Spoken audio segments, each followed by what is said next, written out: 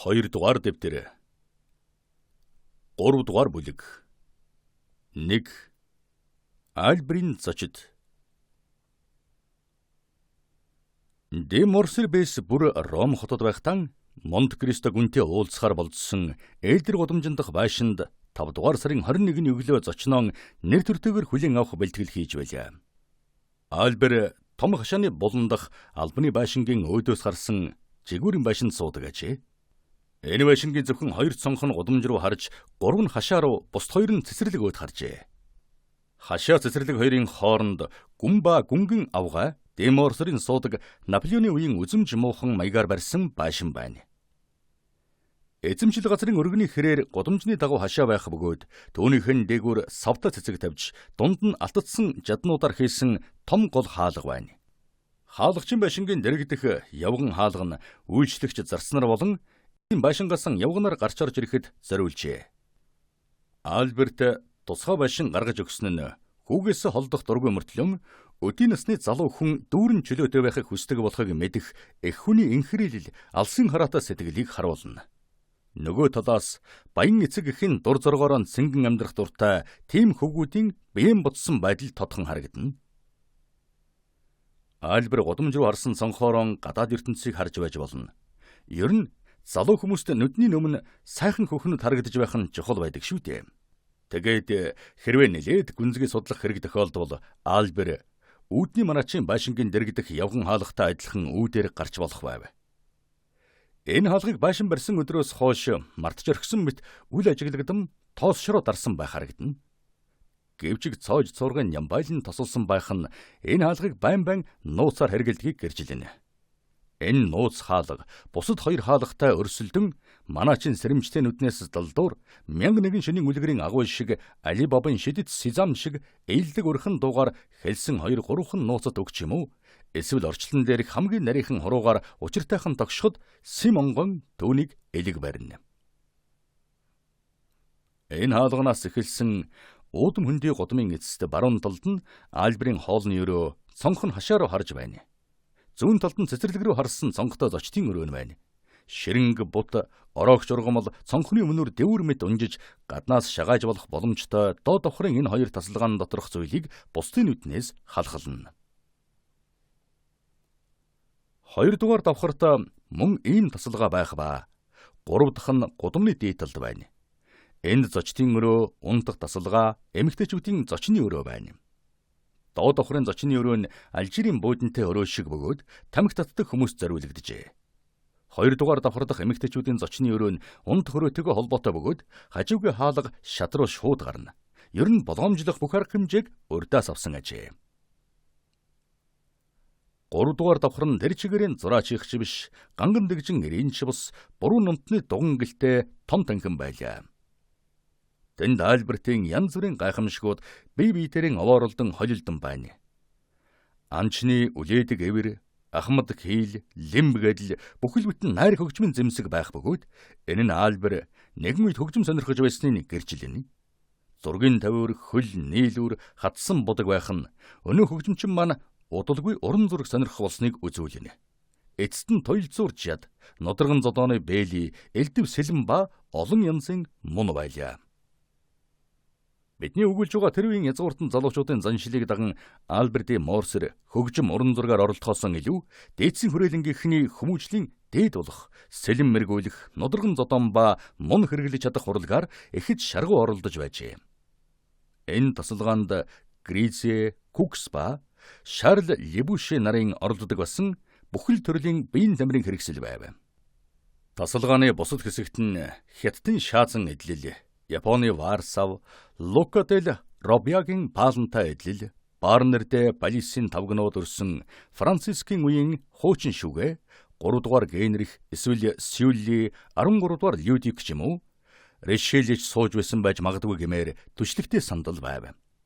Эдгээрийн 2 дээр нь хааны титэмтэй хөхтөвсгэр дээр Францын 3 сараан цэцэгтэй сүлд байхын үзвэл Луврын сан ч юм уу үгүйтэл аль нэгэн хааны ордноос гарч ирсэн болтой.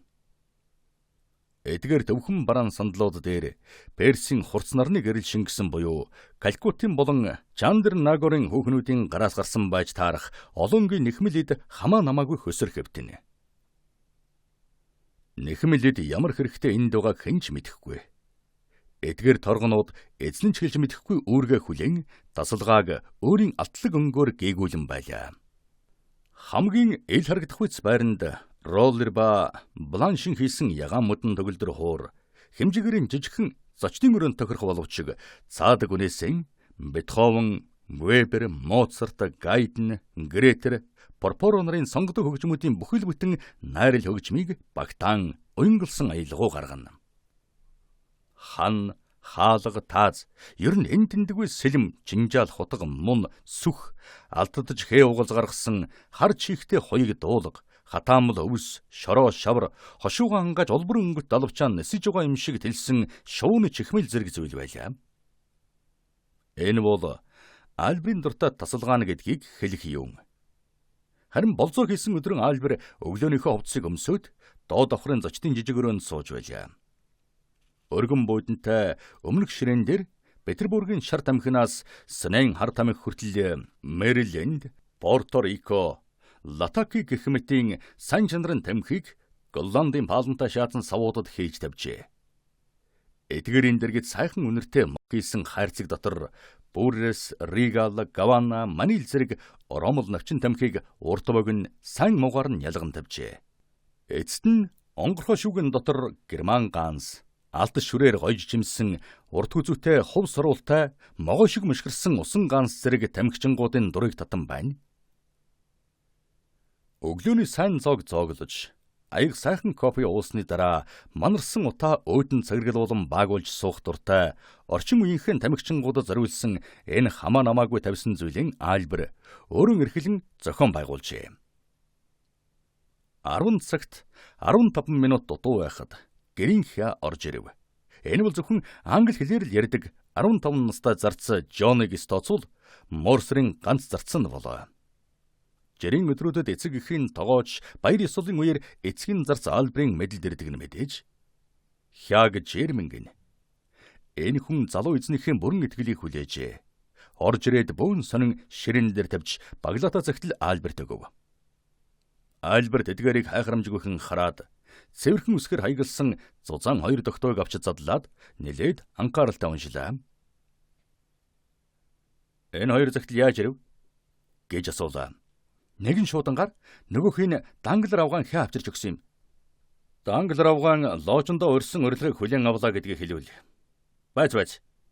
Дараа нь Розо дээр оч. Намайг дуур тараад очно гэж хэл.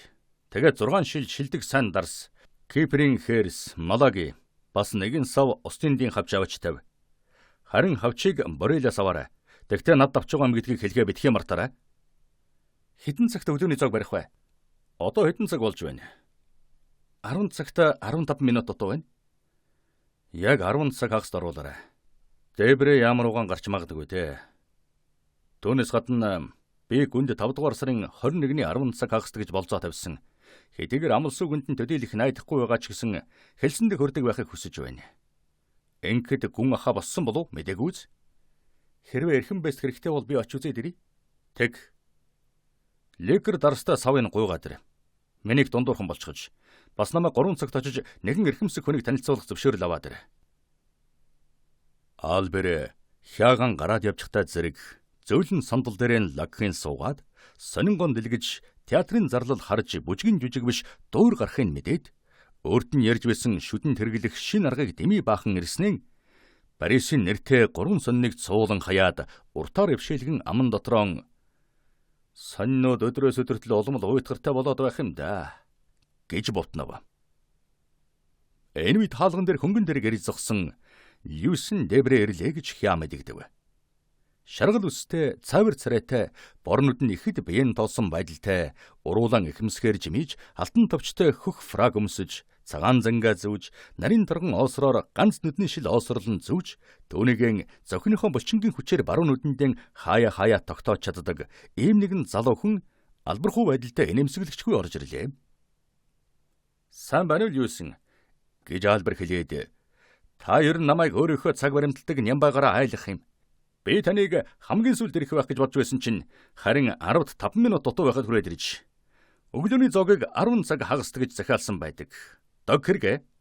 Танаа ям чин татан буулгдсан биш үсттэй. гэв. Тэгэхэд орж ирсэн залуу буудан дээр суугаад "Үгүй дээ найз минь. Зовох юмгүй. Бид цаг үргэлж дэнжигнэж байх боловч хизээж татан буугдахгүй. Тэгээд хаг сарал дээрх хэрэг явдал манай байдлыг бэхжүүлж байгаа хэлдэггүйгээр бид бүр солигдшгүй улс болж байна гэж бодоход хүрээд байна" хэмээн хэлв. Тийм ээ. Та нарыг Карлосыг Испаниас хөөж байгаа л да. Тэм юм байхгүй битгий андуур. Бид түүнийг над тал руу явуулж, Буржид хааны зочлыг хүлээж ав гэж байгаа. Буржид ээ? Тийм ээ. Ямар ч гэж гомдлох юмгүй чөтгөр ав гэж. Бурж гэдэг чинь 7 дугаар Карлын нийслэл хот яалаа гинэ. Та үнийг мэдэхгүй байсан юм уу? Өчигдрөөс хойш үүнийг Парис даяараа мэдэх болсон. Харин уржигдраас эхлэн Биржид мэдэгдсэн юм. Данглаар их мөнгөнд тоглож саяыг хоцсон. Та чинь шин туцтай болчихсон байх шив. Урд нь харагдаагүй цэнкэр тууз байх чинь. Тийм ээ. 3 дугаар Карлын одонг ирүүлсэн байна гэж Дебрэ хайхрамжгүй хариуллаа. Битгий хаанг байдал үзүүлэх гэж оролдоод байл да. Одон хүлээж авахд сайхан байна гэдгээ зүгээр л хэлчих. Нуулгүй хэлэхэд сайхан байна. Гол чимэгт нэмэр болж товчлсон фраг дээр одон зүгээд явах их зохиж байна. Гоё юм аа.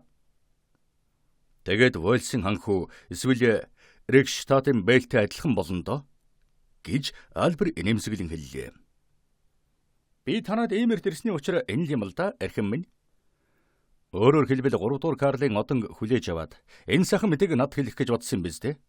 Үгүй дээ, тийм учраас ирсэн юм биш.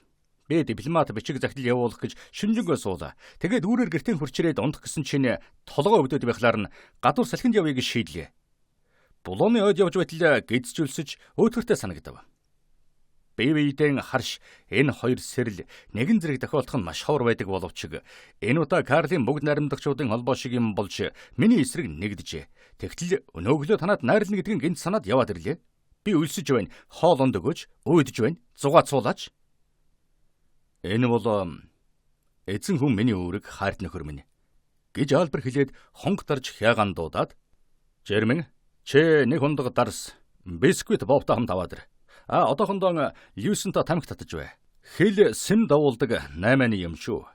Та өнөөс татаж үзээд сайн санаад иргэд бидний татаж байгаа самрын модны навчны оронд ийм тамхи авчирч худалдаж байвал зүгээр юм. Үнийг сайдтай хэлээрэй" гэв. Энэ зур Люсен алтан барилттай тайгаран дэлгээтэй байсан сонин өлгөн хайж байлаа. "Энэ чинь тийм биш л дээ.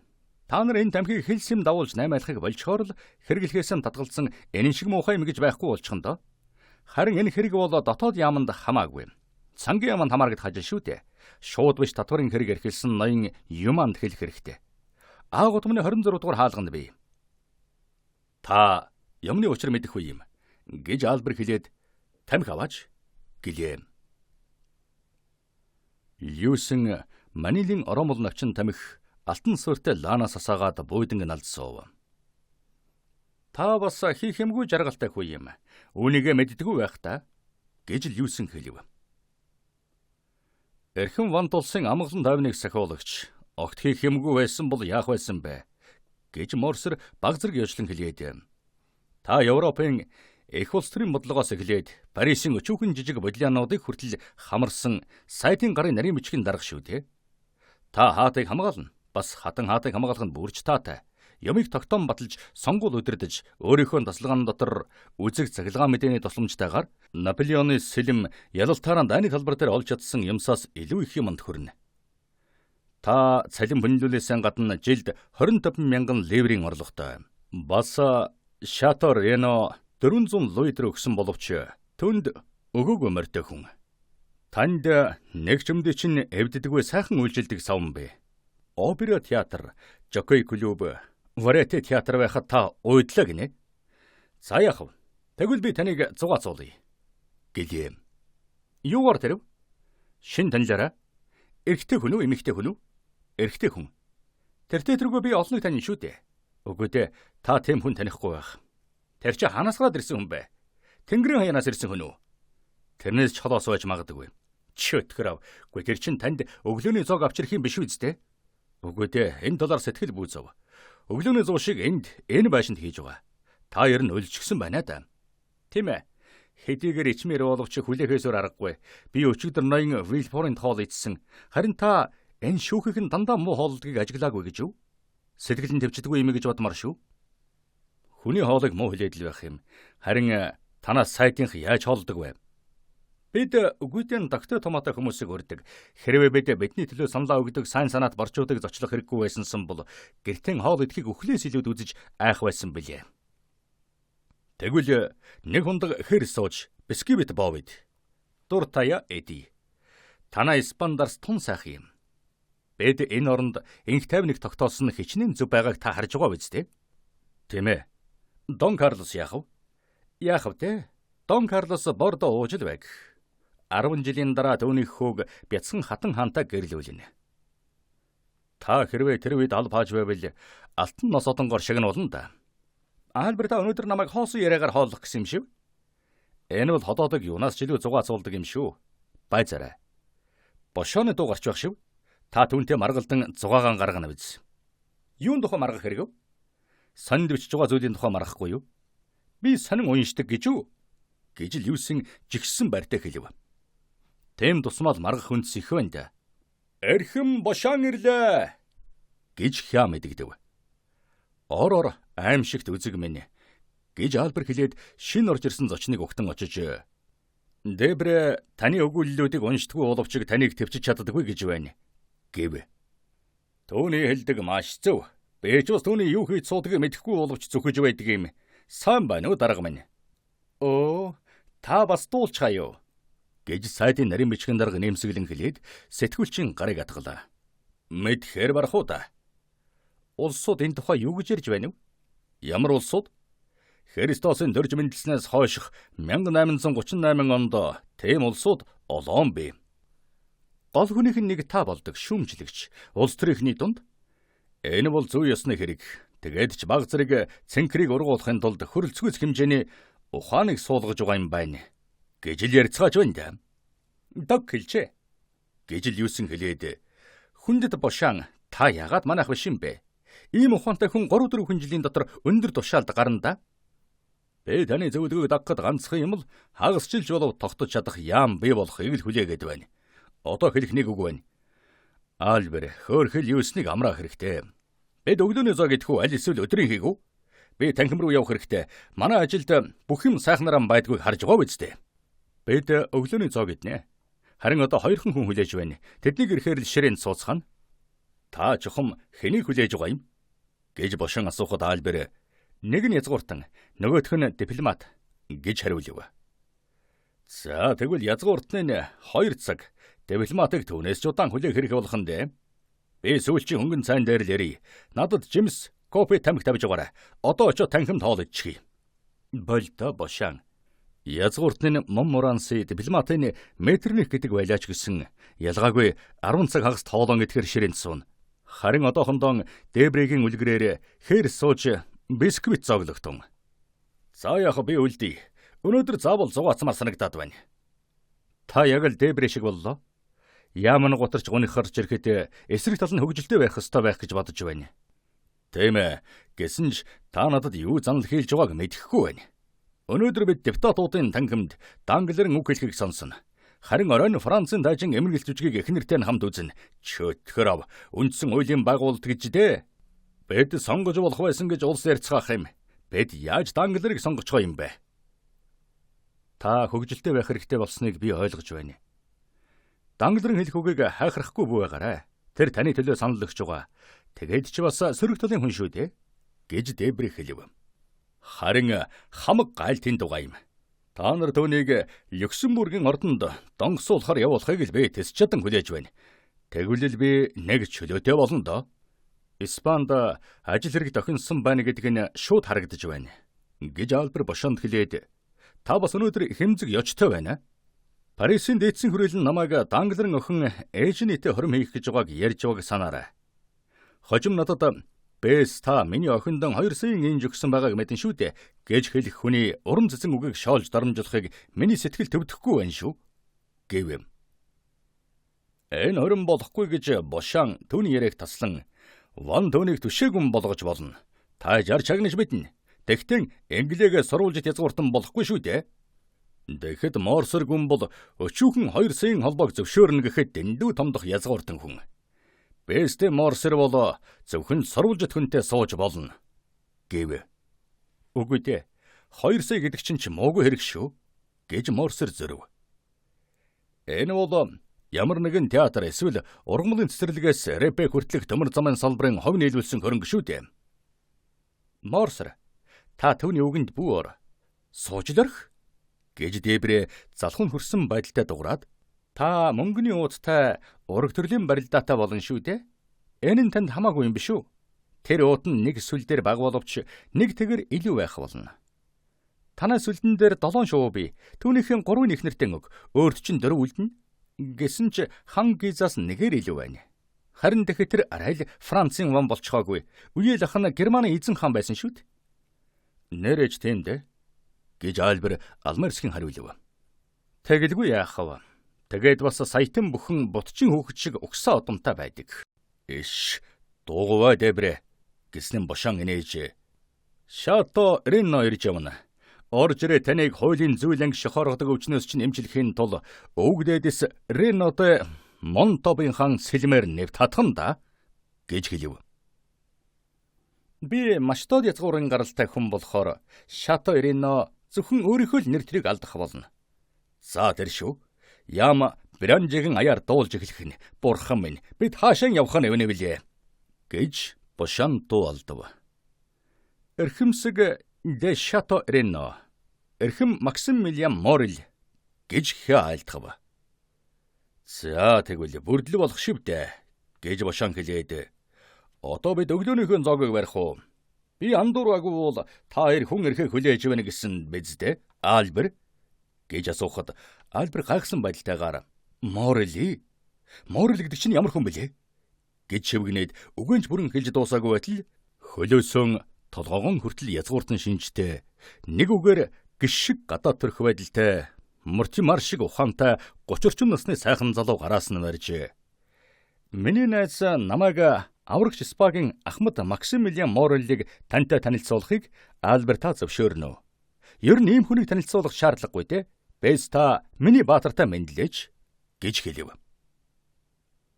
Тэгээ тэр манай сонсогчд мартахааргүй хэцүү явдлын үед Марсель хотод үдссэн нөгөө хар сахалтай, нэвчшвт харцтай, өргөн тухтай, өндөр гойлог бийтэй залуу хүнд зай тавьж хажуу тийшээ болов.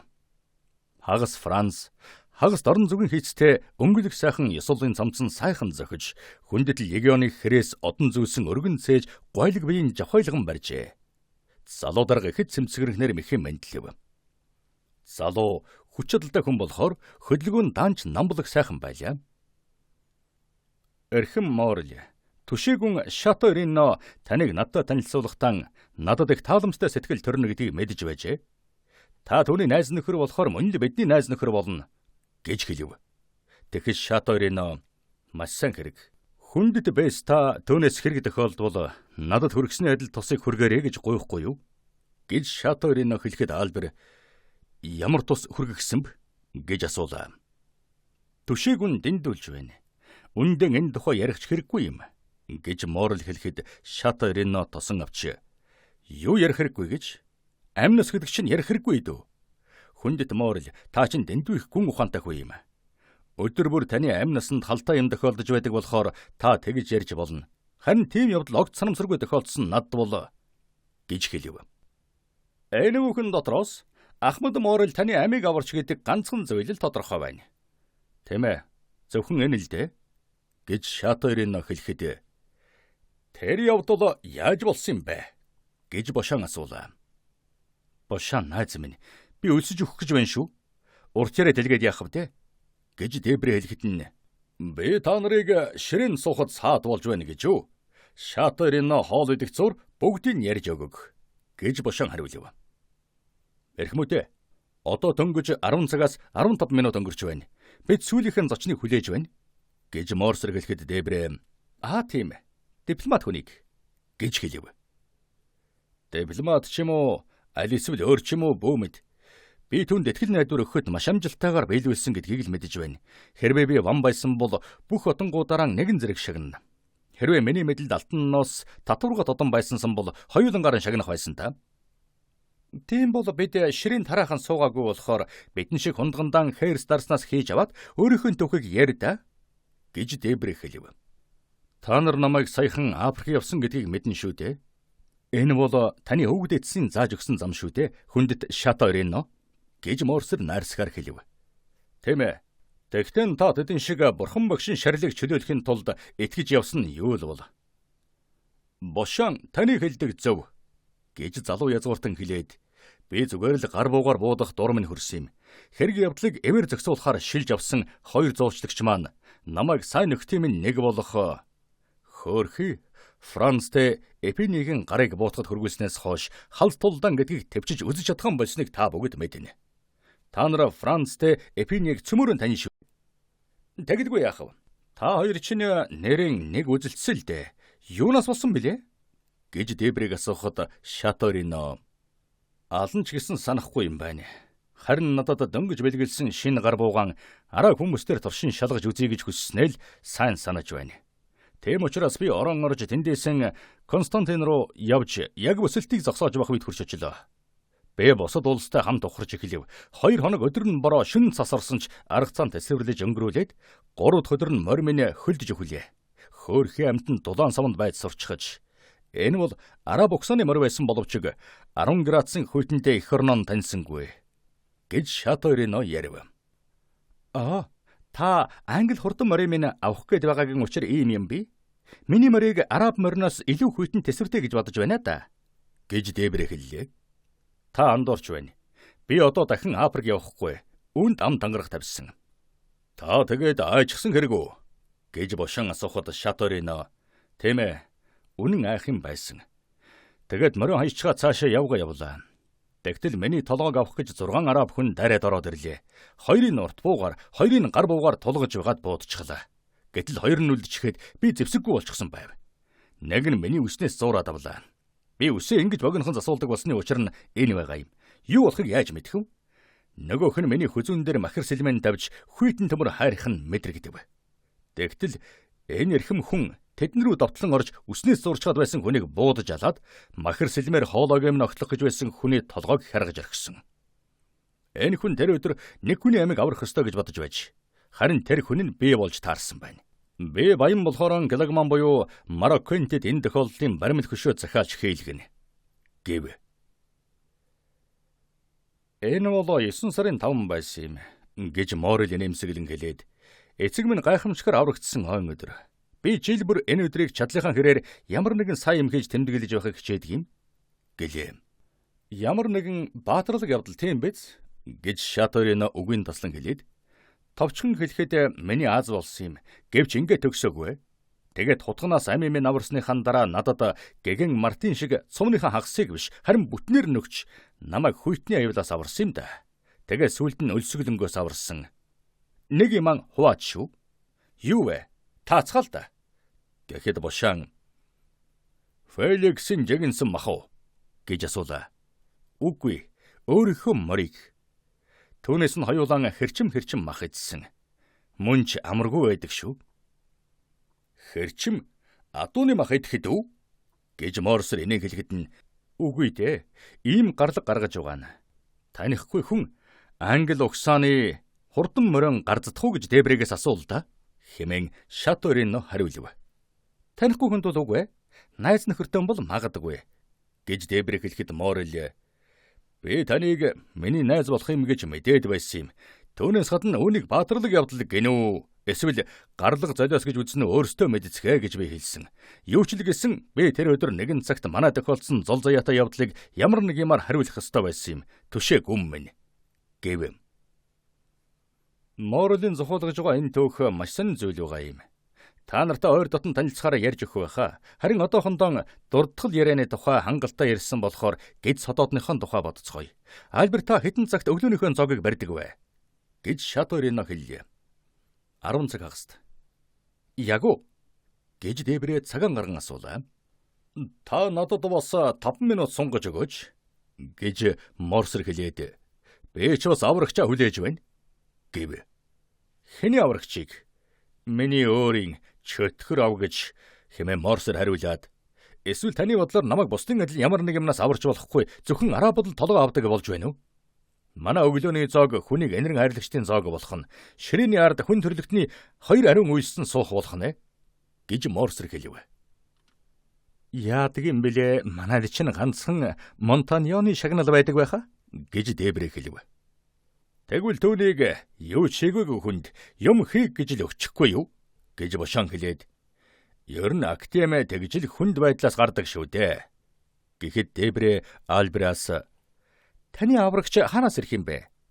Шалаа таваа гэмн уучлаарай. Та их бүдгхэн хариулсан болохоор би танаас дахин асуух зүрх гаргалаа. Үнэн хэлэхэд би өөрөө ч мэдэхгүй байна. 3 сарын өмнө намайг өргөхөд тэр хүн Ром хотод байсан. Энэ хугацаанд хаагур явж амжчихсныг хэн мэдэхв? гэж Альбер хариуллаа. Та тэгээд түүний хэлсэн цагтаа ирэх нямбаа хүн гэж бодож байна уу? гэж Дебрэ асуулаа. Тэр ер нь юу ч хийж чадах хүн гэж би бодож байна. 5 минут нэмж өглөөч гэсэн одоо дөнгөж 10 минут хүлээх хугацаа үлдээд байна гэдгийг бодоорой. Тэгвэл би энэхүү хугацааг ашиглаад зочныхон тухай ярьж өгье. Уучлаарай, таны ярианаас шог найруул бич болох уу? гэж Бошон асуулаа. Маш сайн нэгч болно гэж Морсер хариулв. Тэгвэл яриач. Би нэгтэл танхимд очиж чадахгүйгээс хойш ямар нэг юмар биеийн зугаа цуулах хэрэгтэй байна. Би Ромд сүүлийн багт наадмын үеэр байсан. Үүний чинь мэднэ гэж Бошон үгийн тослон хариулв. Тийм ээ. Гэсэн ч намайг дээрэмчдэд баригдсныг та нар мэдэхгүй. Дээрэмчд байдгүй юм штэ гэж Дебрэ хэлэхэд нь үгүй байдаг юм. Тэгээд бас ямар аимшигтай гэж санана. Гайхмаар улс гэж би хэлмээр байна. Тэд надад үнэхээр сайхан санагдсан. Хүндэт нөхөр Альбер минь. Танай тогооч чинь хоолон оройтуулж хавчаан мэрэн эсвэл устын дэгзээс авчраагүй байгаа болохоор та Монтинон авгаа шиг хоолон үлгэрээр солих гэв. Бид таныг уучлаад яриа хэдийгээр өнөшмөргүй боловч сонсож суухаар ээлдэг улс гэж бодсноо хүлээлдэ гэж Дебрэ хэлв. Энэ яриа хэдийгээр өнөшмөргүй боловч эхний сан аваад адгаа хүртэлцсэн үнэн зүйл шүү. Тэгээд намайг дээрэмчэд барьж аваад Сан Себастьяно гэдэг тунч дохигүй газарт орох агуу давайдсан юм. Би түүнийг мэднэ. Арай л халуун хижиг өвчин авчаагүй юм гэж Шаторино хэлэхэд Альбер яриагаан үргэлжлүүлэн би үнэн хэрэгтэн авчихсан. Тэд намайг олзлогдсон хүн гэж хэлээд золиосны мөнгө төлөхийг шаардсан юм. 4,000 Ромын пиастр 26,000 төгрөг ливэрлдэ. Гэсэн ч гай болоход надад дөнгөж 1,500 хүн үлдээд байсан юм. Аялал төгс хойртож мөнгө дуусаж байлаа. Тэгээд би Францад захидал бичлээ. Франц тэнд байсан болохоор намайг нэг боловч үг санаанаас зохио ярьж байгаа эсхийг асуугаарай. Францад маргааш өглөө 6 цагт 4,000 пиастр авч ирэхгүй бол 6 цагаас 10 минут өнгөрөхөд л Девачингийн орон тонилхон дэ гэж бичв. Дээрэмчдийн толгойлогч Луижи Вампа хэлсэн үгэндээ хүрхэл байсан юм гэж ярьлаа. Тэгээд Франц 4,000 пиастр авчраа бидтэй гэж Шаторино асуугаад. Тэгэлгүй яах вэ? Францтэй ПП эсвэл Альберт Морсер хоёр 4,000 пиастр олно гэдэг амархан хэрэг гэв. Үгүй. Харин өнөөдөр миний та нарт танилцуулах гэж байгаа тэр хүнтэй хамт ирсэн юм. Тэгвэл энэ эрхэм хүн чинь Какагалсан Гракл эсвэл Андромедийг чөлөөсөн Персе юм уу? Үгүй. Миний зэргийн хүн. Шүтээ хүртэл зэвсгэлсэн хүн үү? Түүнд нэхмэлийн зүүч байгаагүй. Тэгвэл золиосны мөнгөг төлж өгсөн үү? Атманы чихэнд 2 хувь хэлэхэд л намайг соллон тавьсан да. Тэгээд бас чамайг барьж авсан буруугаан хүлээгээв үздэ гэж Бошон нэмжлэхэд Альбер чухам тийм гэлээ. Үгүй тэр чинь Ариосто биш үү? Биш ээ. Зүгээр л Монте Кристо хүн гэдэг юм. Тийм нэр байхгүй гэж Дебрэ хэлэхэд нь тийм шүү байхгүй гэж бүхэл Европын грим бичгийг цээжэр мэддэг хүний байдлаар Шаторино итгэлтэйгээр хэлээд Монте Кристо гүн гэдэг нэрийг сонссон хүн байна уу? гэлээ. Гэгэн газраас гаралтай хүн байж магадгүй ээ. Түүний хүүгд эцсэн аль нэг нь Мортимер сөнмөл тэнгис эзэмшиж байсан шигэн Голгофыг эзэмшиж байсан байж таарна гэж Бошон хэлэхэд Максимилиан уучлаарай хэрхэмүүдээ. Би та нарыг хүнд байдлаас гаргаж чадмаар юм шиг санагдаж байна. Монте Кристо гэж арал байдаг. Түүний тухай манай эцэгт ажиллаж байсан далаач дандан ярьдаг байсан юм.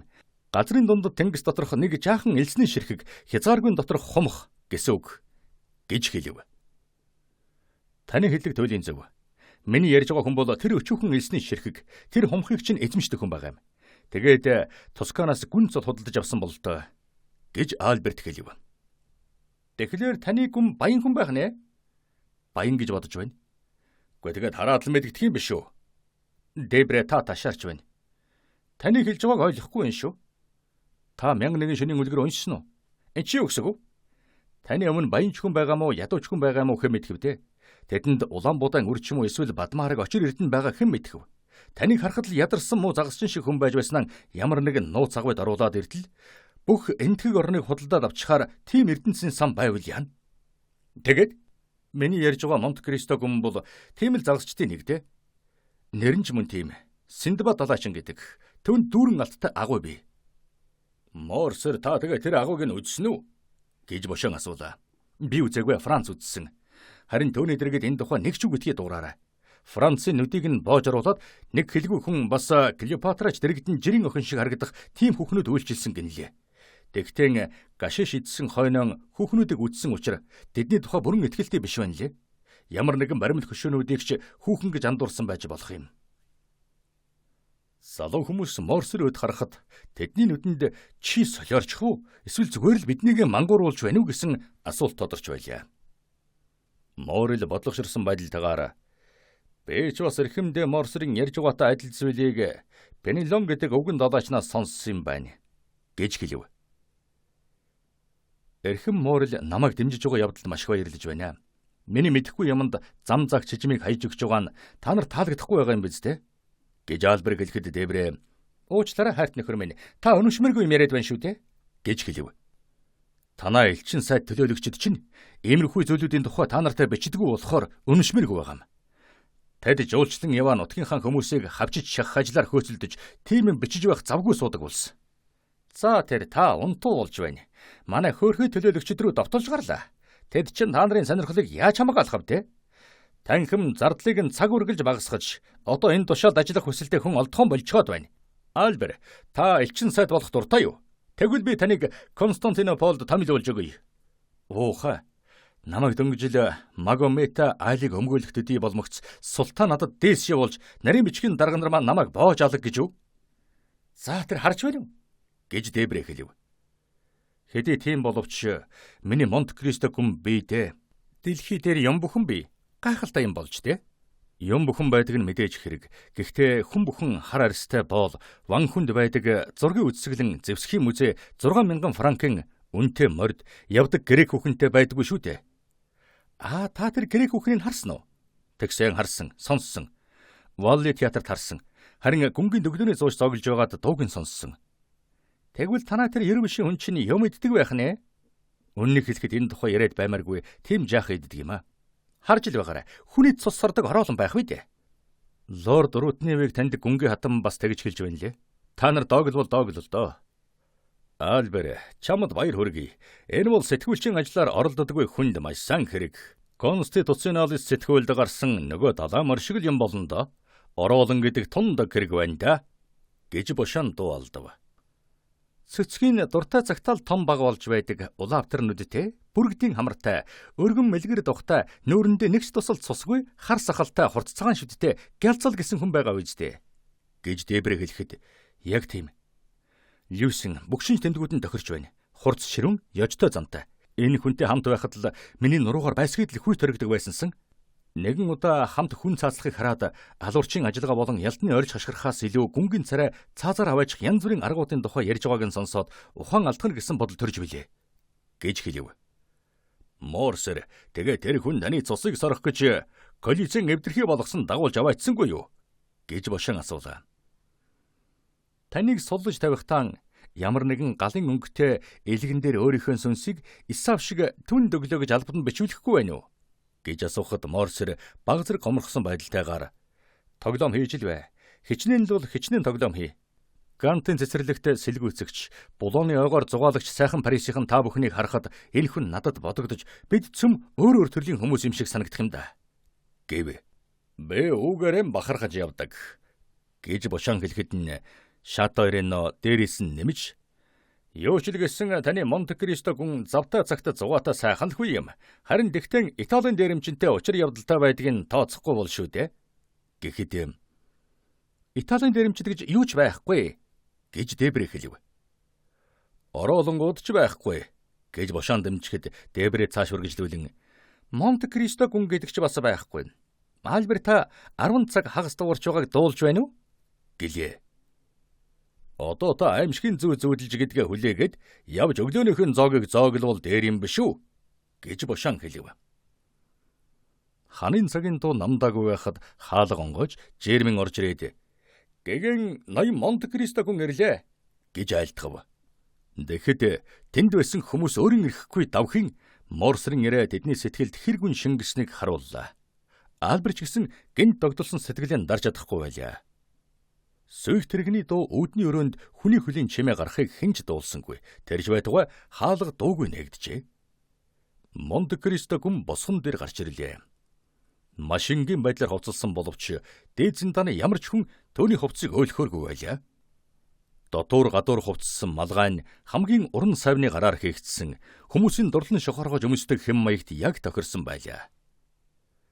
Төвнийг харахад 35-аас хэтрээгүй настай болов гэмээр ялангуяа Дебрэгийн дүрслэн хэлсэнтэй яг адилхан байгаа нь бүхний гайхлыг төрүүлв.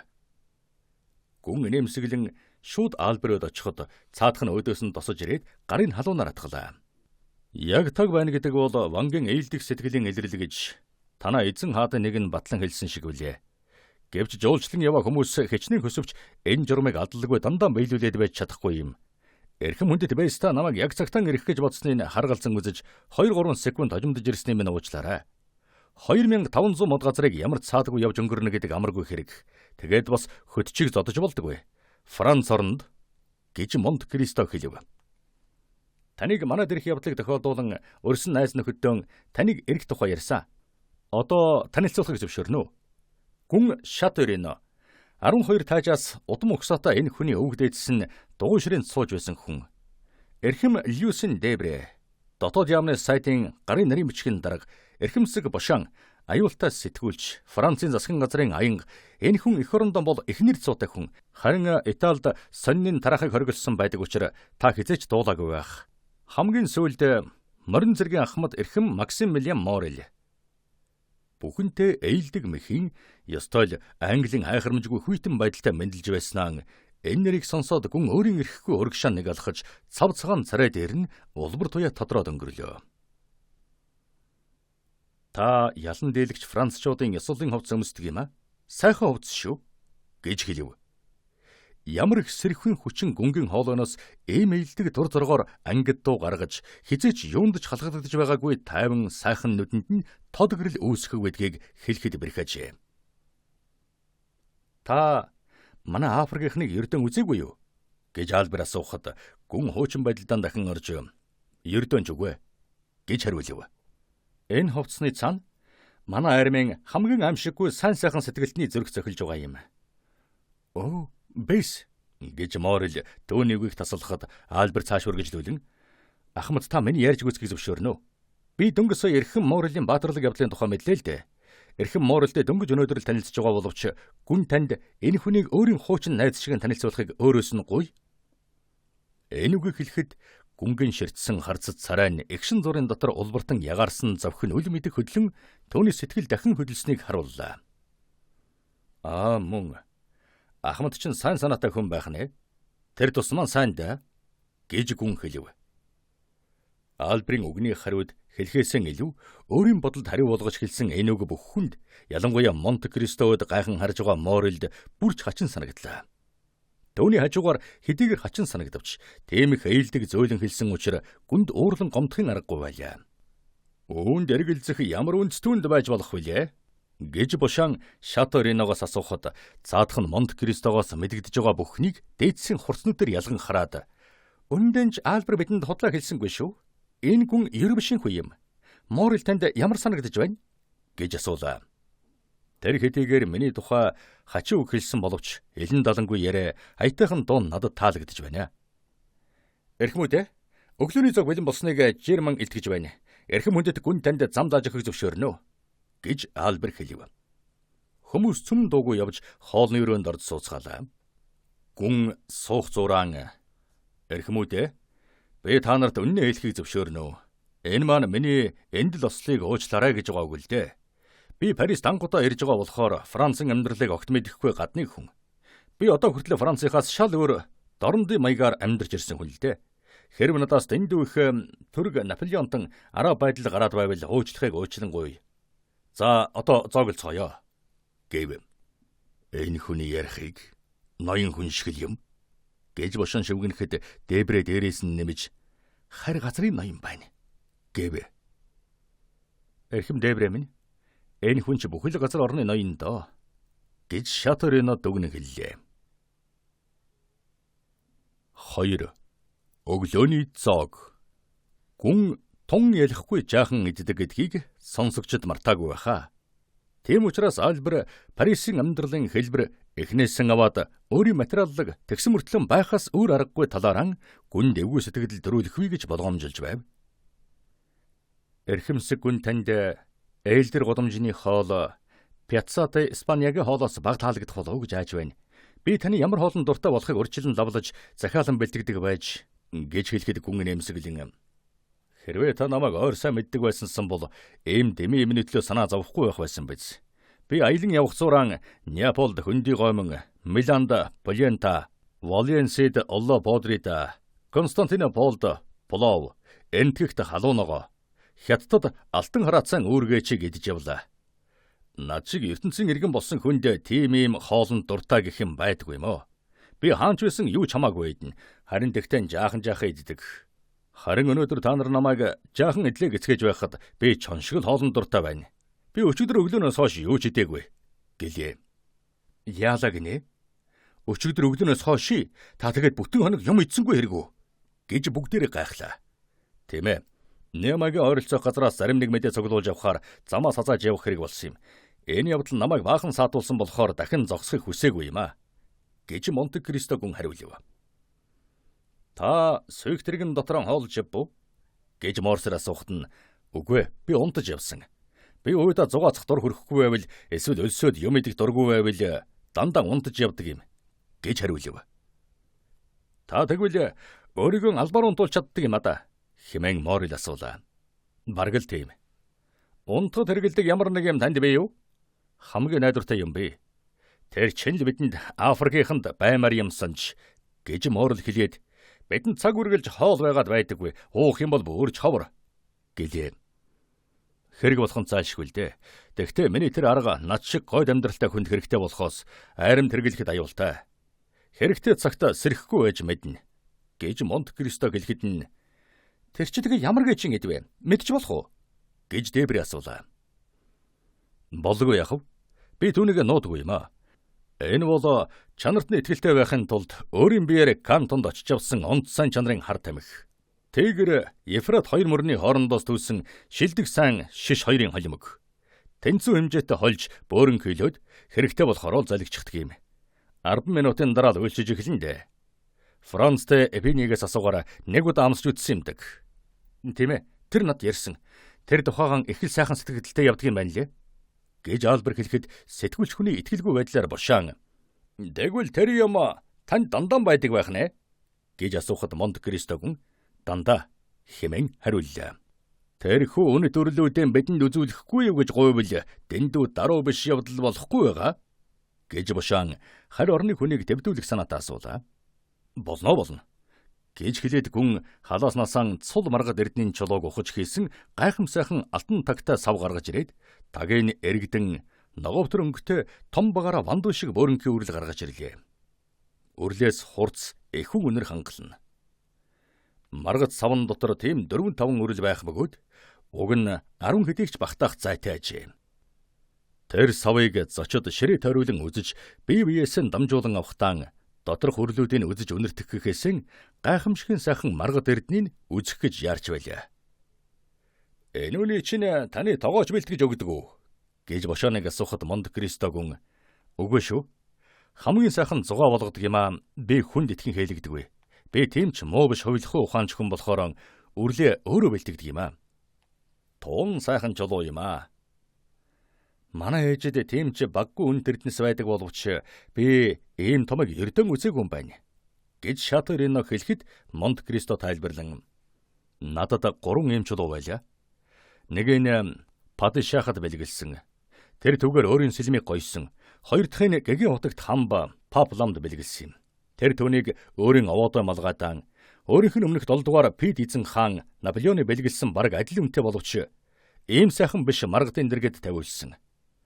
3 дахь нь авч хоцроод үүнийг хэлгсэн юм. Энэ нь үнийх нь хагасыг үгүй болгосон боловч миний хэрэглэх гэсэн санаанд тохирсон юм а гэж ярьлаа. Цөм Монте-Кристо үед гайхан харна. Жирийн ойлгомжтой ирэн нэг бол чин үнүүг эсвэл солиотой хүний дэмэрл гэж бодмоор байжээ. Гэвчиг одоо хүртэл түүний барьж байгаа маргад нь төрүүчийнхэн зөв болохыг хэлээд өгч байлаа. Тэгээд энэ хоёр эзэн сайхан бэлгэнтэн хариуд юу өгсөн бэ гэж Дебр асуухт нь падишах эмэгтэй хүнд эргчлөө бэлгэлсэн. Гэгээн хотогт хамб эрэгтэй хүний амь насыг хэлтрүүлсэн. Ингэж би амьдралдаа эзэн хаан шиг л хүчрхэг болж үтсэн юм да гэж гүн хариу өгүүллээ. Таны аварсан хүн чинь Пепино байсан тийм биз? Та түүнд өршөөл үзүүлэх хэрхийг хэрэгэлсэн байхаа гэж Морсер дуурахад Монте-Кристо нэмсэглэн юм бүхнийг хийж болно гэж хариулв. Гүн таны ярьж байгааг сонсоход надад ямар сайхан байгааг та төсөөлөн мэдэхгүй байгаа да. Би таныг өөрийнхөө нөхдөд 1001 шөнийн үлгэрийн гайхамшиг дунд зууны үеийн эл бич гэж танилцуулсан. Гэвч Парисийнхан өөрсдийнх нь өдөр тутмын амьдралын хэмжээнд нь багтахгүй юм байвал түүнийг хий хоосон санаа бодлын үргэж үзэж сурчсан улс байдаг юм. Жишээлбэл шөнө өрөө явж байсан Жокей клубын гишүүнийг буулварт барьж авч зогсоогоо дээрэмдэж гин. Синдиний гудамж эсвэл Сен Жермений тэнд 4 хүн алж гин. Буулвар Тампл буюу Терм Юлианд байдаг кафенаас 10-15 20 хулгайч барьлаа гэж бушаан өдөр бүр бичиж хэвлээд л Дебр нь уншиж суудаг юм. Тэгсэн мөртлөн эднэр Мирамма, Ромын компани эсвэл Понтын намагт дээрэмчин байдаг гэдгийг үүсгэж байгаа юм. Тэгэхээр гүн та намайг тэдгэр дээрэмчдэд баригдаж таны инэрэнгүй сэтгэлийн оролцоо байгаагүйсэн бол би өнөөдөр энд ээлдэр гудамжны өчүүхэн муу гэртэн эднэрийг хүлээж авч байхын оронд Сан Себастьяно хонгилд өгөхсдийг дахин сэргээх ээлж хүлээгээд л хэвтэж байх байсан тухай ярьж өгөхгүй юу гэж Альбер хэллээ. За болдоо гэж Монте-Кристо гүн хэлснээр та энэ Деми эмийг давтан ярихгүй гэж амласан шүү дээ гэв. Үгүй дээ би тэгж амлаагүй. Та тиймэрхүү тус хүргэсэн өөр хүнтэй намайг андуурч байх шиг байна. Харин ч бүр энэ тухай ярьцгаая. Та миний мэдж байгаа зүйлийг давтан яриад зогсохгүй бас миний мэдэхгүй юмэгч ярьж өгч магадгүй гэж Морсер хэлэхэд гүн нэмсэглэн та тэр бүх явдалд надаас тор мэдэгдэхэргүйгээр тийм хангалттай үүрэг гүйцэтгсэн шиг санагдаж байна гэлээ. Хэрвээ намайг мэдж байгаа бүх зүйлээ ярил та миний мэдэхгүй байгаа зүйлийг ярьж өгөх үү гэж Морсер асуухад энэ ч л шудраг хэрэг болно доо гэж Монте-Кристо өгүүлв. За тэгвэл энэ яриа миний нэрэнд хэдийгээр сайхан биш боловч ярил л да. Би 3 өдрийн турш тул юм уу Попегээс шууд гаралтай баг өмссөн язгууртан хүүхэн надтай дайжгнаад байна гэж бодож байсан чинь Ердинийг хөдөөгийн сайхан хүүхэн л маяглаад байсан юм санаж. За энэ ч яахав. Би 15 настай тэг шулуун биетэй сахалгүй залуухан дээрэмчнийг тариач хүүхэн байна гэж бодож манаргасныг яана. Би түүний булвраа мөрөн дээр үнсэх гэж зүрх гаргасан чинь харин нөгөөх маань цээжинд гарбуу тулгаж 7-8 нөхдийнхөө хамт намайг Сан Себастьяно агуйд аваачиж ухамдан чирээд оруулсан юм. Би тэнд тэдний толгойлогч их эрдэмтэн хүнийг харав. Тэр хүн Цэзрийн тэмдэглэлийг уншиж сууснаа зөвхөн маргааш өглөөний 6 цагт кассанд нь 4000 пиастр авчирч хийхгүй бол 6 цагаас 15 минут өнгөрөхөд намайг амьд байхгүй болно гэж хэлхэлгэж уншиж байсан номоос хөндөөрсөн юм. Луижи Вампын цохолттой миний захидал Францад бийдээ. Хэрвээ та нар эргэлзээд байвал Францыг баталгаа ирүүлээч гэж захидал бичиж болно. За миний мэдэж байгаа юм энэ байна. Харин хүмүүсийг тунч баг хүндэгдэг Ромын дээрэмчид таныг яагаад тэгтлээ хүндлэх болсон юм бэ гэдгийг мэдэхгүй байна. Үндэн Франц бид хоёр шагшин гайхсан шүү гэж Морсер ярьлаа. Энэ бүгд амархан. Би алдарт Луижи Вампыг 10 жилийн өмнөөс танино. Түүнийг малчин жаал байхад нь би зам зааж өгсөнд нь алтан зоос өгч байсан юм. Тэгэхэд тэр надад өртөө хоцрохгүй тулд өөрийн хийсэн ишиндэн сэлбэртэй чинжаалан хариу үлгэлсэн юм. Энэ хутга миний зэвсгийн цуглуулга дотор байсныг та харсан байхаа. Тэгээ сүүлд нь тэр хүн бидний нөхрөлийн бэлэг тэмдэг болох бэлгээ мартчихсан юм уу? Эсвэл намайг таниагүй ч юм уу барьж авах гэж оролдсон юм. Тэгсэн чинь тэр намайг барих хүч харин би түүнийг хэдэн 10 дээрэмчидтэй хамт барьчихваа. Би түүнийг шуурхай ажилдаг, ялангуяа түүний хувьд бүр шуурхай ажиллаж таарах Ромын шудраг үнний шүүхэд өгч гэж болох байсан боловч тэгээгүй юм. Би тэднийг цөмийн зүгээр л тавьчихсан. Дахин нүгэл хийхгүй гэж ам өчхийг аваа тавиа биз дээ? Гэд сэтгүүлч асуугаад инээж. Би тэдний хэлсэн үгэндээ хөрснийг л харж байна гэв. Үгүй шүү гэж Монте Кристо татгалзан хэлээд зөвхөн тэд намайг ба миний найз нөхдөд гар хүрэхгүй гэдэг амыг авсан. Эрхэм социалисттэй дэвшилт үзэлтэн хүнийг энэрэн хайрлах үзэлтэн нар миний ярьж байгаа та нарт хачин санагдаж байж магадгүй. Би бол хизээч харсан хүндээ санаа тавьдаг. Зөвхөн надад хор хөргийл гэхээрэн надаар оролдог нийгмийг хамгаалахыг оролддог хүн. Би нийгэм ба ойрын хүмүүсийг хүндэтгэхээс татгалзаж зөвхөн төвийг сагсан байдлыг хадгалж явдаг ч гэсэн тэд надад өртөө үлдэж байгаа юм да гэв. Тэнгэр минь хувь хичээх гэдгийг элен далангүй шулуухан номлодог зоригтой хүнийг ингэж хардаг байжээ. Дог хэрэг зүйтэй хүнтэн минь гэж Шаторино дуулдав. Наазах нь элен далангүй юм гэж Морл хэлээд гүн ийм шийдэмгий тунхаглаж байгаа зарчмаасаа нэг удаа хазаачихсандан харамсахгүй байгаа юм байна гэдэгт итгэж байна гэв. Монте Кристо гүн Морилод байн анхааралтайгаар харж аимшиггүй залуу дайчин гүнгийн тэр тунгалаг зөөлөн харснаас хэдэн удаач нүүр буруулж байлаа. Тэгээд Монте Кристо гүн би зарчмаасаа юугаараа хазаач хав гэж асуухад Морил та огт танихгүй эрхэмдээ Морсрыг аварснараа хавцсан хүндээ нийгэм тус хүргэсэн байна гэж бодогдох юм хэмээлээ. Тийм ээ. Чимэг болсон хүн ээ нүү гэж бошон баяртайгаар хэлээд хундахтай шампан дарсан нэг амир хоосон уулаа. Та хэлснээсээ зорж байна гүнтэн. Та бол миний л мэдих хамгийн сөрхий учир шалтгааныг ойлгодог хүн. Та бол тийм сөрхий хувиа бодсон хүн биш, харин энэрэнгүй үзэлтэн хүн гэдгийг чинь нотлоод өгье. Та өөрийгөө дорндын хүү, Левантын Малай, энэтхэг хятад зэрлэг хүн гэж ярьдаг. Таны нэр бол Синдбад далайчин Монте Кристо гүн. Та дөнгөжл Парис ирмэгцэн Парисийнхан бидэнд байдаг гол ололт буюу гол дутагдал танаас гарч ирж байна. Та дутагдaltaй хүн болох гэж сайн үйл явдлаа нууж байна гэж Альбер хэлэхэд Монте Кристо татгалзсан. Хүндэт байсан.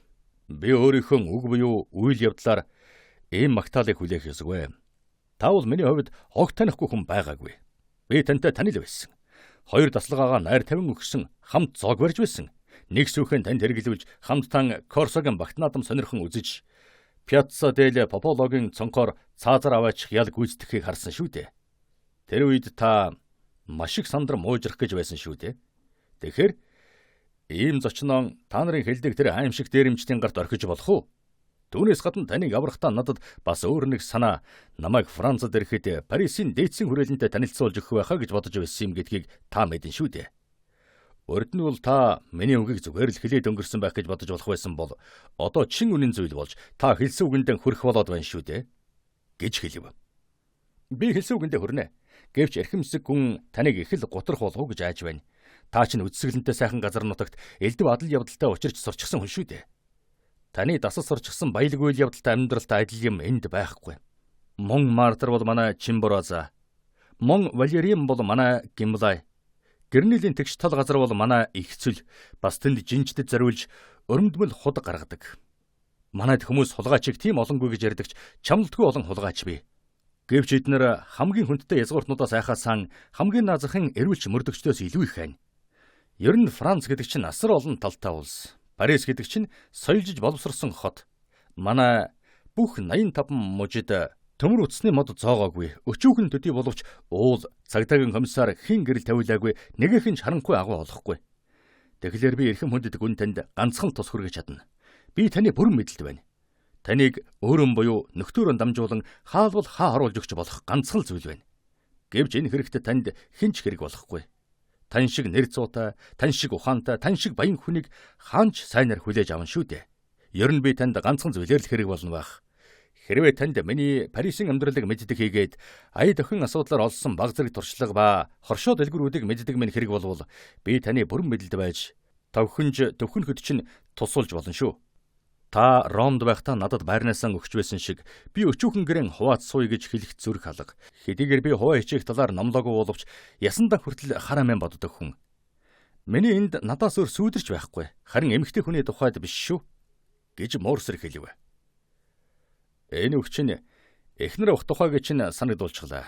Та Ромд байхдаа гэр бүлтэй болох тухай надад дурсаж байсан шүү дээ. Ойртож байгаа зол жаргалд чинь баяр хүргэх ёстой биз? Гэж Монте Кристо гүн хэлв. Энэ маань төлөвлөгөө хэвээрээ л байгаа. Тэгтээ тунч тодорхойгүй гэж Дебри хажуугаас нь хэлэхэд нь тийм бишээ. Манай үүнийг маш их хүсэж байгаа юм. Би удахгүй та нарыг эхнэртэйгэн биш гэхэд болзоот хүүхэн ээжний данглартайгаа танилцуулна да. Гэж Морсер хэлэхэд Монте Кристо өгтөн авч юм. Ээжний дангларыг тэр хүүхний чинь эцэг нь түшээгүн данглар мөн үү? Гэж асуулаа. Тийм ээ. Тэгтээ шинэ үеийн түшээгүн байгаа юм. Гэж Морсер хариулв. Улстай л ийм хэрэгэм шагнуулахаар тус хүргэсэн бол адилхан юм биш үү? Гэж Монте Кристо татгалзан хэлэхэд нь их ялгаатай шүү. Сэтгэл санаагаараа либерал хүн боловч 1829 онд 10 дугаар Карл зориулж 6 саяын зээллэг гаргасан юм. Ван үүний төлөө түүнийг төшөөгөн болгож хүндэт легионы одонгоор шагнасан юм. Тэрбэр одонгон бодвоос хантаасныхаа халаасан талд авч явдаг гэж бодож болох боловч бүр номоор нь цахлаа цамцныхаа ингэр дээр нүүр бардам зүүж явдаг юм шүү. Гэж Бошан хэлв. Бошан гэд Морсер инэн энэ үгэн Корсер ба Шариваридан зориулж хадгалж үлдээ. Харин миний дэргэд ирээдүйн хатан эцэг юм өршөөж хайрл гэж хэлв. Тэгээд Монте Кристо руу хандаж та сая түшээгүний нэрийг танил хүн шиг хэллээ. Гэхэд Монте Кристо хайнга байдлаар би түүнийг танихгүй. Гэвч Лондонгийн Ричард ба Блаунт Венин Арштайн ба Эскелис, Ромын Томсон ба Френчийн банкуд надад зориулж түүний банкнд зээлэг нээсэн болохоор би удахгүй танилцж таарна л да. Гэв. Гүн сүүлийн 2 банкны эзэдийн нэрийг хэлэхдээ Морилод сэм харлаа. Харь газрын хүн Максимилиан Морилд сэтгэл төрүүлэх гэж бодсон бол ташаарсангүй. Максимилиан цахилгаангүйдэл зохиулсан мэт зочин дав хийлээ. Томсон ба Френчи та энэ банкыг мэддэг юм уу? Гэж асуухад гүн 50 дугаар. Тэд бол Христосын шашинтны ертөнцийн нээсэлдэх миний банкны эзэд. Би танд ямар нэгэн тус хүрэх хэрэгтэй байна уу? Гэж асуулаа. Одоо хүртэл бид өөр ашиггүй ирж байгаа нэгэн зүйлийг олоход гүн та тусалж магадгүй юм. Тэр банк нэгэн цагт миний бүсэд асар их ач тус хүргэсэн хэрн ягаад ч үүнийгэн үгүйсгээд байдаг юм. Би таны мэдэлд бэлхэн байна. Гэж Монте Кристо мэхэн хэллээ. Бид чинь данглараас болоод яренаас нь дэндүү холдоод явчихлаа. Монте Кристо гүн тохирох байшин олж өгөх тухай ярьж байсан шүү дээ. За илв агуу Парисын шин зочныг хаан суулгах тухай бодцгоё. Гэж Морсер хэлэхэд Шаторино Сен Жермений дүүрэгтээ дотроо цэцэрлэгтээ муугүй шилтгэн олж болно. Гэв. Та зөвхөн өөрийнхөө л хүн байхын аргагүй Сен Жеремиг л мэдэх юм. Шаторино гэж Дебре хэлээд гүн та түүний үгэнд бүр Шоссети антенд байр олдсоо. Энэ бол ханаас нь гарсан Парис та гэлээ. Оперын цэцэрлэг тудамжинд 2 дугаар давхар тагттай байшин бий. Гүн тэнд мөнгөн саата хоргой дээр тавиулаад англиун нэртэй ганцаа нэрэгч юм уу эсвэл нөгөө өрлөн залгсан шиг хэвтгтэн өмнөн ярах нийслэлийг сонирхон харж болно. Гэж Бошан хэлв. Морил таны санаанд юу ч орж ирэхгүй байна гэж үү? Та ямар ч санал гаргахгүй юм уу? Гэж Торин асуухад нь үгүй гаргана. Гэт залуу хүн инээмсэглэж надад нэг санал байна. Гэсэн ч би та нарын сайхан саналд гүн татагдах нь үгүй юу гэж хүлээж байсан юм. Мэйлийн гудамжинд байгаа намхан гоёмсог шилтгэнд багахан байр өгөх санал гаргаж байна. Энэ байшинг охин дүүмэн хөлсөлж яваад жил болж байгаа. Гэв. Та дүүтэй юм уу? Гэж гүн асуулаа. Тэмээ хүн минь маш сайхан дүүтэй. Нөхөртэй юу? 9 жил болж байна. Жаргалтаа сайхан суугаа юу? Гэж гүн дахин асуулаа. Хүн ямар жаргалтай байж болдог бол тэр хэмжээгээр жаргалтай байгаа. Дүүмэн манайд золгүй явдал тохиолдоход бидний хаяж явдаггүй. Уг нь дурлж байсан Эммануэль Эрботос суусан. Гэж Максимилиан хариулв. Монте Кристо үл мэдэг нэмсэглэлээ. Би амралттай байхдаа тэднийд байдаг юм. Би хөргөнтэйг хамт танд хэрэгтэй зүйл чинь үйлчлэхэд бэлхэн байна. Гэлээ. Монте Кристо хариу хэлхээс өмнө Альберт түүний яриаг таслан аль байзаарай. Морил та яаж байгаа ч нэнэв. Та чинь жуулчин Синдбад далайчныг гэр бүлийн байдалд оруулж тохиолдуулах нь. Парисыг үзэх гэж ирсэн хүнийг гэрээс гарахгүй болгочих нь. Гэв. Ердөнч үгүй. Миний дүү 25-та, хүргэн минь 30-та. Тэр хоёр залуу аз жаргалтай хөгжилтэй улс.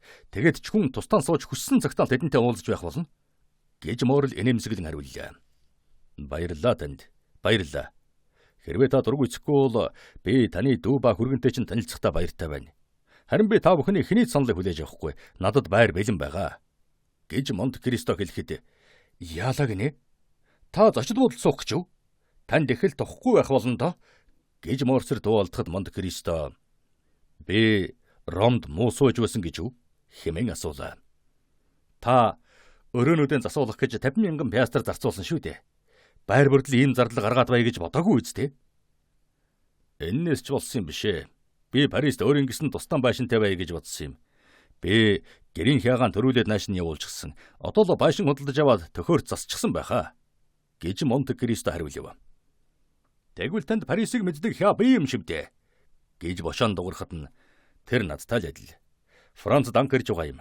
Хар арьстай, тэр мөртлөн хэлгүй хүн. Гэж Монте Кристо хариулв.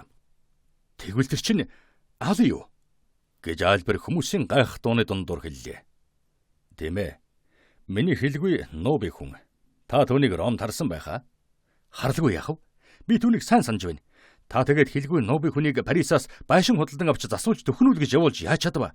Хөөхөн амтан холион мантан хийчихсэн байх та. Гэж Морсер хариуллаа. Та тэмээ тэгж бодож байна. Харин би түүнийг миний дур хүслийн дагуу бүхнийг хийчихсэн гэж итгэж байна. Миний дур сонирхол зэгсэн эрг усын болохыг та мэдэн шүү дээ. Тэр ирээд 7 хонож байгаа. Бодвол ганцаараа агнас урсан үнэрч нохоо шиг бүх хотоор гүйж үдссэн байгаа. Миний дур сонирхол шаардлага хэрэгцээг мэднэ. Бүх зүйлийг зохисоор нь төхөөрчихсөн байгаа байхаа. Тэр намайг өнөө өглөө 10 цагт ирнэ гэдгийг мэдэх учраас өглөө 9 цагаас хойш харуул дээрээ хүлээж байсан биз. Тэгээд надад энэ цаасыг өгсөн юм. Энэ миний шинэ хаяг уншил да. Гэд Монте Кристо тэрхүү хуудсан Альберт өгөхөд нь Елисийн тал 30 дугаар байшин гэж Морсер уншив. Энэ чи өстө дог хэрэг байна да. Гэж бошон хэлэхэд Шаторино дээрээс нь нэмж ёстой л 80 хүн шиг байна гэв. Та чинь тэгэхэд байшингаа үзээгүй байгаа мó? Гэж Дебри асуухад үгүй. Би болцсон цагаас хожимдохыг хүсээгүй гэдгийг та нарт хэлсэн шүү дээ. Сүх тэрэгэн дотроо хувцсан сольж өмсөд бээсийн үүдэнд гарч ирсэн гэж Монте Кристо хариу хэлв. Салуу хүмүүс бие биеөдөн харж Монте Кристо тоглоом дохоо хийж байгаа эсхийг ойлгохгүй байлаа. Энэ хүний хэлж байгаа үг бүхэн нь ердийн биш боловч түүнийг худлаа хэлж байна гэхин аргагүй энгийн байлаа. Ер нь тэгээд ч худлаа хэлэх хэрэг юу байх вүлээ дээ. Тэгвэл бид гүнд өчүүхэн төдий тус хүргэж чадах нэ? Би сэтгүүлчийн хувьд Парисын бүх театрт орох үүдийг нээж өгье. Гэж бошон хэлэхэд Монте Кристо нэмсэглэн баярлалаа танд. Би хэрэг хөтлөгч даамалдан бүх театруудаас нэг лож захиалан ав гэж даалгасан гэж хэлв. Таны даамал бас л нууби үндэстэн хэлгүй хүн үү? Гэж Дебри асуулаа. Үгүй. Тэр та нартай эх орон нэгтэй хүн. Тэгтээ хэрвээ Корсик үндэстний хүнийг хэн нэгэнтэй эх орон нэгтэй хүн гэж хэлж болох бол шүү дээ. Эрхэмдээ Морсер та түүнийг танина да. Тэгвэл тэр чинь үзүүрийн цонх чадварлагаар хөлслөн авдаг Синьор Бетуччо байж таарах нэ? Яг тийм. Та манай дөглөөний зоог барихтаа харсан шүү дээ. Тэр бол зэрэгч байсан, хилсэм давуулан амиалагч байсан. Ер нь юмтай цовоолох хүн дээ. Тэрж байтугай хутгалсан хэрэг мэтийн үйл ялах хэрэгээс болоод цагдын газартаа дүнжин хаагарч байгаагүй гэж мэтгэж чадахгүй юм байна. Та тэгээд ертөнцийн энэ үнэнч иргэнийг хэрэг хөтлөгч даамлаар авсан хэрэг үү? Тэр чин танаас жилд хичнэнийг хулуулчихдаг вэ? Гэж Дебри асуулаа. Үндэн бусад хинээс шилээгүй. Би түүнд итгэдэг. Гэхдээ тэр надад тохирдог юм. Түүнд бүтэхгүй юм гэж байдаггүй. Тийм болохоор нь би байлгаад байдаг юм. Тэгвэл таны бүхэл аж ахуйн ажил төвхөнжээ. Элисийн талд байшин байна. Зарц хэрэг хөтлөгч цөм байна. Харин ганцхан сэтгэлтэй хүүхэн л дутаад байх шив гэж Шаторино хэлв. Альбер нэмсэглэж Валли ба Аргентины театруудад гүнгийн ложид сууж байсан албан ч юм уу, грек ч юм уу хүүхнийг саналаа. Надад арай дээр юм бэ. Над эрхчлөөгүй боол хүүхэн бэ. Та нар бол өөрсдийн нууц самаргийг опера, водивел, варети дээрээс хөлшлөн авдаг. Харин би бол өөрийнхөө Константинополоос худалдаж авсан юм. Баахан үнэтэй л олдсон. Гэхдээ өөр юунэж төлөө зовхсон гэж Монте Кристо хэлв. Тэгэхэд нь Дебри энэ далдан Ингээд та биднийг чөлөөт Францчууд таны боолч нь Францын газар дээр хөл гişмэгц чөлөөтэй болсон гэдгийг мартаж байна гэж хэлв. Хэн түн тэгж хэлэх юм гэж Монте Кристо асуулаа. Хэн дайралтсан хүн? Энэ хүүхэн минь зөвхөн шинэ грек хэлээр л ярьдаг юм. Тэгвэл зөөр хэрэг л дээ. Бид түүнийг харж болох уу? Аль эсвэл та хэлгүй хүнээсээ гадна тайган нарыг байлгаж байдаг юм уу? Гэж бошин асуухад үгүй. Би одоогоор ийм байдалд хүрээгүй байгаа. Намайг тойрон байгаа хүмүүс дуртай цагтаа намайг хаяад явах эрхчлөөтэй хүмүүс байдаг. Гэхдээ явлаа гэхэд надад ч өөр хүндэж хэрэг болохгүй. Ийм учраас намайг орхиж явдаг байх. Гэж Монте Кристо хэлв. Ярилцаж суусан хүмүүс аль хэдийн хоолны сүүлчийн цай тамхиндан орчихсон байлаа. Дебре босож "Харт нөхөр минь, 2 цаг хагас болчихсон байна. Таны зочин гайхам сайхан хүү юм. Гэвч салж болохгүй хүмүүс гэж байдгүй болохоор түүнийг заримдаа орхиж эвгүй хүмүүсийн дунд орох хэрэг болдог. Би нам руугаа явах боллоо. Би гүнгийн тухай сайдад ярий. Ер нь хингэгч болохыг бидэнд мэдэх хэрэг байна" гэлээ. Болгоомжлоорой. Хамгийн нарийн хянар хүмүүс энэ тавраас ухарч байсан юм шүү. Гэж Морсер хариу хэллээ. Цагдаагийн газарт зориулж бидэнд 3 саяг өгдөг юм. Үндэн энэ хөрөнгө бараг л урьдчилан зарагдчихад байдаг юм л да. Гэхдээ энэ хэрэгт зарцуулахаар 50,000 франк олдох байлгүй. Та үүнийг хэн болохыг мэдчихээр над хэлэх үү? Заавал хэлнэ. Баяртай Альбер. Эрхмүүдэд мэхий ёслоё. Тэгээд Дебре үүдний өрөөнд гарч "Унлаг үг тушаагаадах" гэж чанга хашгирлаа. Би ч танхимд очиж амжихаасан өнгөр болдоо. Гэхдээ өөрийн уншигчдад Данглерын хэлсэн үгнээс арай ч илүү юм хүргэж чадах нь гэж Бошан Альберт хэлв. Бурхан минь, Бошан. Чи түүнийг олонд үзүүлэх гэсэн миний онцгой эрхийг бүү алга болгоодох. Сонирхолтой хүн шүү, тийм ээ?